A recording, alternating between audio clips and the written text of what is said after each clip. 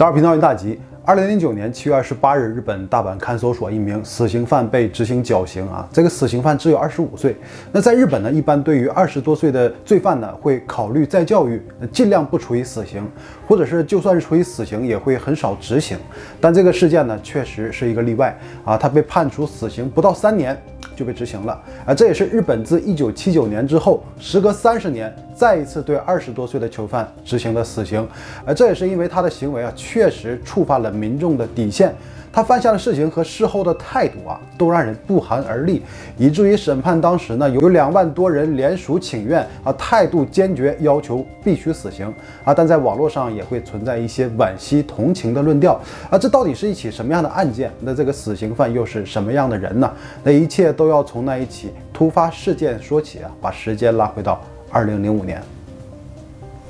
2005年11月17日凌晨3点左右，日本大阪市的一处公寓发生了火灾。接到报警后，警方和消防队员紧急出动。到现场后呢，火势很快就被控制，并顺利扑灭。救援人员开始查验起火的公寓内部是否有伤亡。他们用切割机破门而入，却在里面发现了2具女性尸体。死者是住在这个家里的2个姐妹。姐姐叫上原明日香，妹妹叫上原千飞露，但她们的死并非因为这场火灾，可以看到很明显的他杀痕迹。首先，受害者尸体的状态，姐姐明日香身穿羽绒服和牛仔裤，是在床上被发现的；妹妹千飞露身穿 T 恤和牛仔裤，倒在床边的地上。那2名受害者的身上都有数不清的刀伤，主要遭到攻击的部位都是胸口从2人的穿着来看，不太可能是性犯罪。但是根据尸检结果2名受害人都遭遇了性暴力，或许凶手是在实施性暴力后给受害人穿上的衣服。纵火行为应该就是为了掩盖这些暴行。后根据调查结果是用打火机点燃了床单进行纵火，现场没有发现作案工具。警方判断凶手是在逃跑的时候把作案工具拿走应该是进行了缜密的谋划。但从现场来看呢，又好像不是，因为凶手并没有抹除血痕或者是指纹。那房间内部的地面或者墙壁上都能提取到。受害人的手机也还在现场，受害人的财物和家中的钥匙全都没了。所以警方初步推断，凶手入室偷窃或者是抢劫，遇到了正在家里的姐妹，所以采用了灭口的行为。那最终为了掩盖案件，进行纵火，然后用钥匙把门反锁就逃跑了。由此调查的焦点就放在了非熟人作案的性质上。那开始走访调查，结果在邻居那里获取到了有价值的线索。说不久前呢，这个公寓的周围经常能看到一个戴着眼镜、卷发、背着背包，大概20岁左右的男子。而且在案发前2天，这2姐妹的家里发生过停电赶来维修的电力公司职员是这样陈述的：就到了受害人的家里的时候，并没有发现什么问题，然后去确认了一下配电箱，却发现有人故意把401号住户的电闸给拉下来了，才引发了停电当时我说应该是有人在恶作剧。那受害人中的姐姐明日香在自己工作的餐厅还和别人说过，案发前2天家中停电之后，就独自一人去查看过配电箱看见了一名戴着眼镜、背着背包的可疑男子。但2个人呢，简单的聊了几句之后，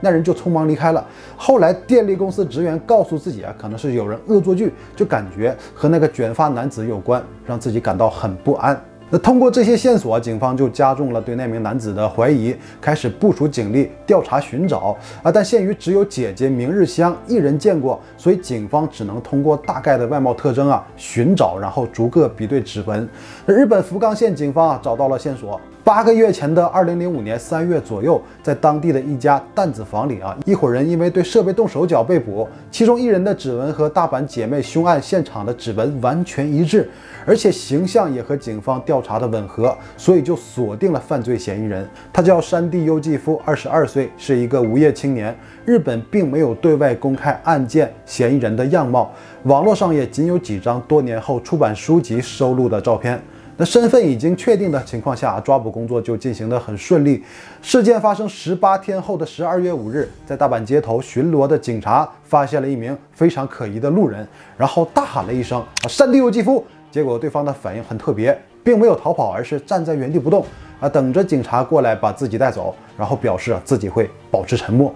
警方在他的身上搜到了2万日元。而且是40枚500日元的硬币。那这些硬币啊，全都是从受害人家中偷窃来的。那被捕后面对审讯，他完全否认自己进入过案发现场，然后逐渐转变为承认进入过公寓，但只是盗窃，没有杀人。12月18日，山地终于不再掩饰承认了自己的恶行。当警方询问他性侵杀人的动机时，山地回答说：“我一直忘不了用棒球棍打死母亲时的刺激感，我只想杀人，杀谁无所谓，只能怪他们运气不好。”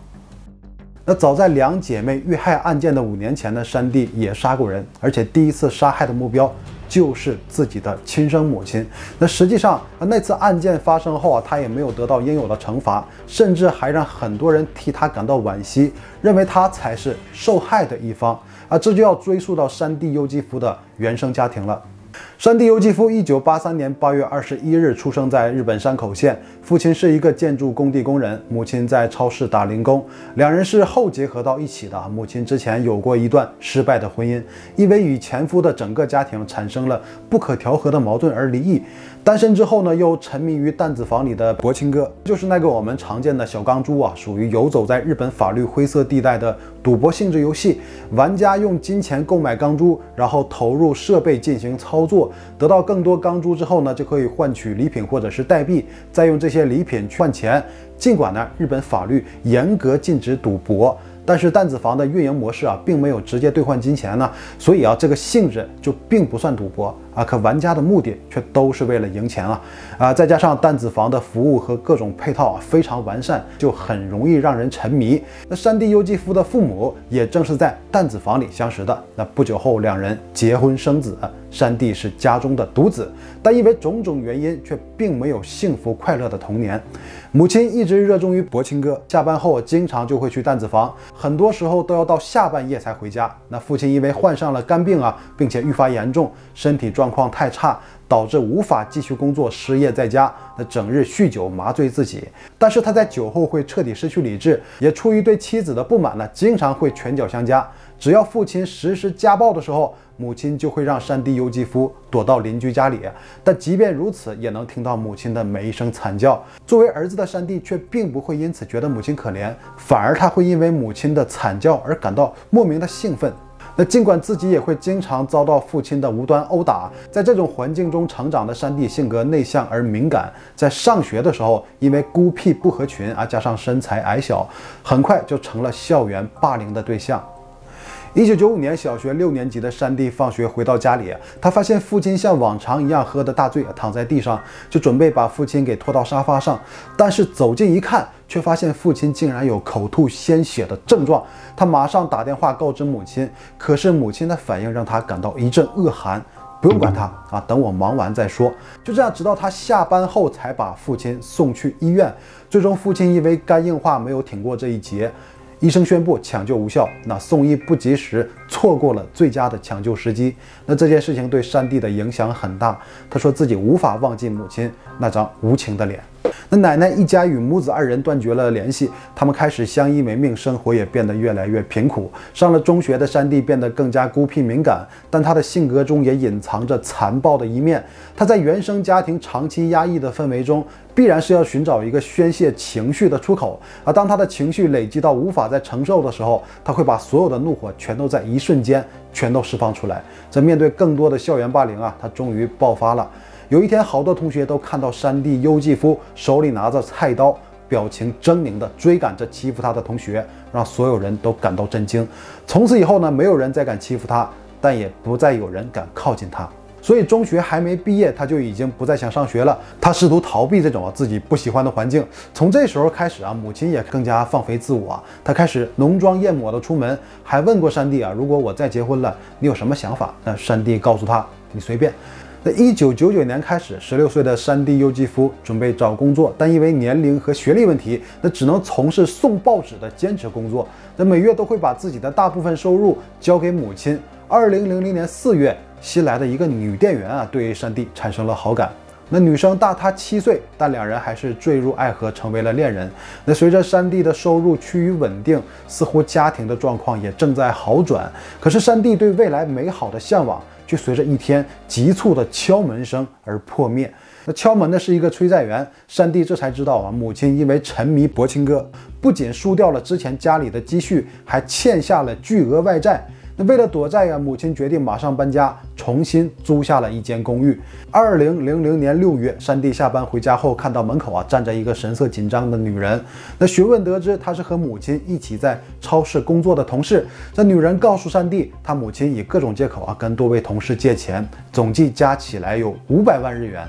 然而现在就玩起了失踪，完全没有还钱的迹象，所以就一路找到了他的住所。那山地知道这件事以后呢，就非常震惊，因为他们两人的收入每月才10万日元左右，500万可以说是一笔巨款了。而且现在的情况是家里已经没有积蓄了，再加上欠款呢，就是雪上加霜。他问母亲就为什么要借这么多钱，母亲不仅不告诉他实情，两人还因此大吵一架。那后来山地的阿姨告诉他，因为母亲遇到了一个男人，两个人还准备结婚。那山地感到非常意外，那不知道为什么要瞒着自己也不清楚这和500万有什么关联。或许母亲也同样没有告诉对方自己这个儿子的存在但其实事情也并非如此简单。他确实在家里搜到了母亲的一张存折，上面非常明确的标注着母亲借来的500万日元，但是那些钱呢，却已经被提走不在了，已经可以确定这些钱还没有还给同事们。那么钱都用在了什么地方呢？原来母亲因为不甘寂寞急于把自己再次嫁出去，她不停地出入婚姻介绍所去认识不同的男子，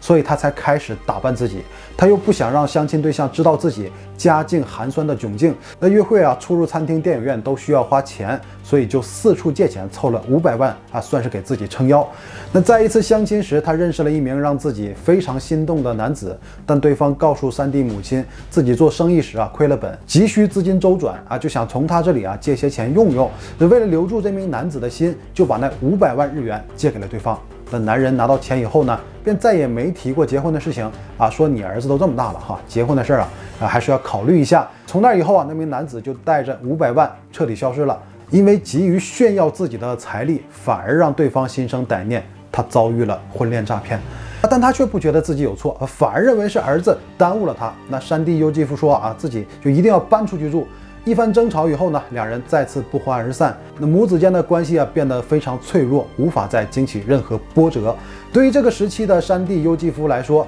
只有同样努力的女朋友还能让他心存一丝阳光。然而女友也遭遇了奇怪的事情，她经常接到陌生人打来的骚扰电话，那接通了一言不发，或者是非常吓人的威胁。那个山地优纪夫赶紧翻看女友的来电显示，发现那个电话号码他再熟悉不过，正是自己母亲的。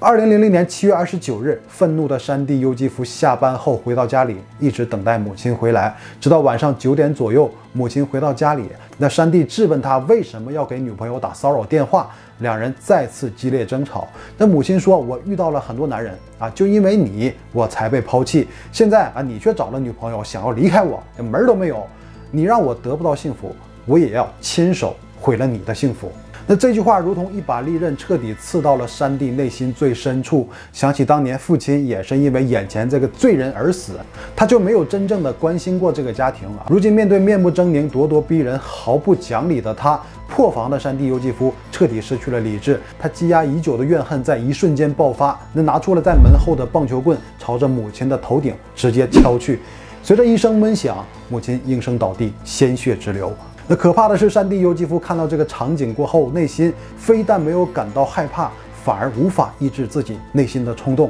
他彻底疯狂了，再次对着已经倒下的母亲疯狂地挥舞着棒球棍，直到母亲彻底断了气息。洗完澡以后，山地优纪夫拨通了报案电话自首。鉴于山地优纪夫在事件中的表现，那检方人员认为他有着严重的精神分裂问题，而且有严重的暴力倾向，生性凶残。如果这次对他从轻处罚，那对大众的危害会更大。但法院在判罚时却不这么考虑山地优纪夫没有被送上刑事法庭，而是在家庭法庭进行审理的。那山地说自己一直都无依无靠，身边没有一个人可以依赖，所以更害怕失去自己的女友。那法庭认为山地优纪夫并没有预谋作案的事实啊，完全是一时冲动，而且他的性格受原生家庭影响较大啊，只要多加教育和引导啊，他会改过自新的。况且他当时才17岁，在法律上讲还是未成年人，而且他的成长经历被民众知晓以后呢，都替他感到惋惜。他似乎是被命运的不公一步一步给推到了这步田地，所以人们和法庭一样啊，认为他还有改过自新的可能。2000年9月，山地优纪夫被判到少年感化院学习3年时间。那对于这个审判结果，山地优纪夫既有些意外，又有些高兴。那毕竟啊，不用常年坐牢了。更为关键的是，他非常期待着3年结束出去以后呢，与他的女朋友再续前缘，所以他在感化院里啊，积极配合所有安排，各项心理测评也是积极对待，种种迹象表明他已经改过自新。他也经常和同伴说，因为女友给了自己希望啊，可日思夜想的女友却一次都没有来探望过自己。